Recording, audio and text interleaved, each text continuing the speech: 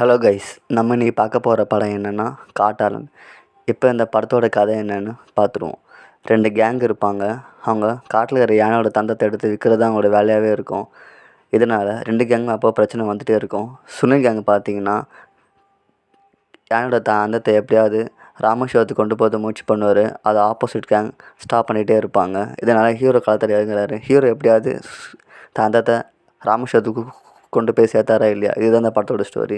சுத்தமாக அந்த படம் செட் ஆகலைன்னு தான் சொல்லுவேன். ஃபஸ்ட் முழுக்க படம் ஃபுல்லாக இப்படி தான் போயிட்டுருக்கும். ஒன்ஸ் ஹீரோ வந்த பிறகு படம் ஃபுல்லாக இன்ட்ரெஸ்டிங்காக போகும்னு பார்த்தேன். அப்பவும் படம் ஸ்டோரி நகரவே இல்லைன்னு தான் சொல்லணும். இன்டர்வல் போர்ஷனும் ரொம்ப நார்மலாக தான் இருந்துச்சு. செகண்ட் ஆஃப் பார்த்தீங்கன்னா கதையை மாற்றுற மாதிரி 2 கேங்குமே ஹீரோக்கு ஆப்போசிட்டாக மாறிடுவாங்க. இதுக்கப்புறம் என்ன போக போகுதுன்னு வச்சுட்டு இருந்தேன். செகண்ட் ஆஃப்மே பெருசாக எனக்கு சுவாரஸ்யமாக போகலன்னு சொல்லணும். இந்த படத்துக்கு எதுக்கு துஷாரா விஜயன்னு தெரியல. அவங்க பாட்டுன்னு வராங்க, திடீர்னு சண்டை போடுறவங்க அப்படின்னு போயிட்டே இருக்காங்க. இந்த படத்துக்கு தேவையில்லாமல் கேமியோ ரோல் வேறு கொண்டு வந்திருக்காங்க.